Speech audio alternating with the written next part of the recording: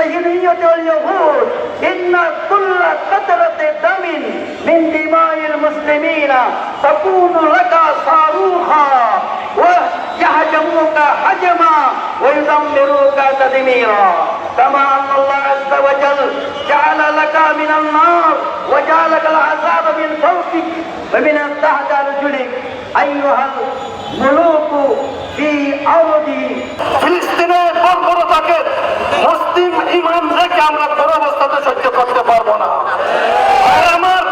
আমরা আজকে আন্দরকিল্লা চত্বরে দাঁড়িয়ে বিশ্ব মানবতাকে জানিয়ে দিতে চাই, মুসলমানদের উপরে এই নিষ্পেষণ নির্যাতন আর সহ্য করা হবে না এবং দ্বিতীয় আর কোন ফিলিস্তিন তৈরি করার সুযোগ দেওয়া হবে না।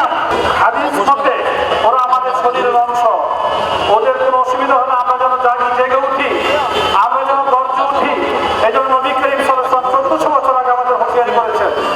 আমরা আজকে এই জন্যই ইমানের তাগিদে আলিম ওলামা পেশাজীবী সর্বস্তরের জনগণকে নিয়ে আপনাদেরকে নিয়ে একটা যশস্বী মিছিল করে চিৎকার করে বুঝিয়ে দিতে চায় ফ্রি ফ্রি প্যালেস্টাইন। ওরা পৃথিবীর ইতিহাসে এমন কোন নজির নাই যেখানে যারা আজকের মানবতার কথা বলছে তারা যেভাবে মুসলমানদেরকে হত্যা করছে, তারা মুসলমানদেরকে হত্যা করছে, নারীদেরকে হত্যা করছে, পুরুষদেরকে হত্যা করছে, আমরা কি তা বরদাস্ত করব?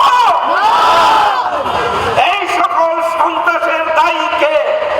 এই সকল সন্ত্রাসের দায়ী হচ্ছে আজকের আমেরিকা। এই সন্ত্রাসের দায়ী কে? ব্রিটেন। এই সন্ত্রাসের দায়ী হচ্ছে নেতানিয়াহু। ফিলিস্তিনে যতদিন পর্যন্ত মুক্তি না হবে আমাদের জিহাদ অব্যাহত থাকবে। সৃষ্টির শুরু থেকে নিয়ে আজকের এই দিন পর্যন্ত ধ্বংসাত্মক কাজ করে যাচ্ছে। বিশ্বের সমগ্র জাতি ধর্ম বর্ণ নির্বিশেষে এই ইহুদিবাদী ইসরায়েলের বিরুদ্ধে ঐক্যবদ্ধ প্রতিবাদ করতে হবে। আল্লাহর কসম, যদি কারো দিলে এই ধরনের মুসলমানদের নির্যাতন দেখে জিহাদি জজবা তৈরি না হয়, আল্লাহ যদি কোনোদিন সময় দাও, সুযোগ দাও, আমাদের মাহবুবদের রক্ত নিয়ে যারা খেলা করছে সেখানে গিয়ে আমরা হয়তো নিজেরা সেখানে জিহাদ করতে করতে কলিমার কথা বলতে বলতে আল্লাহু আকবার ধ্বনি দিতে দিতে তাদের পাশে আমরা শাহাদাত গ্রহণ করবো। না হয় আমাদের ভূমি আমরা আবার ছিনিয়ে নিব।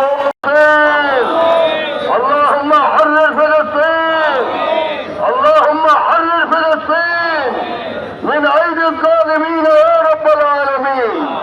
لعنة الله على الظالمين، لعنة الله على اليهود، لعنة الله على اليهود.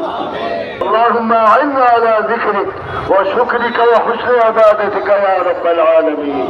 পরবর্তীকাল আলম আজকে এই অসহায় মজলুম ফিলিস্তিনিদেরকে তুমি সহযোগিতা করো, তোমার রহমতের চাদরে তাদেরকে হেফাজত করো।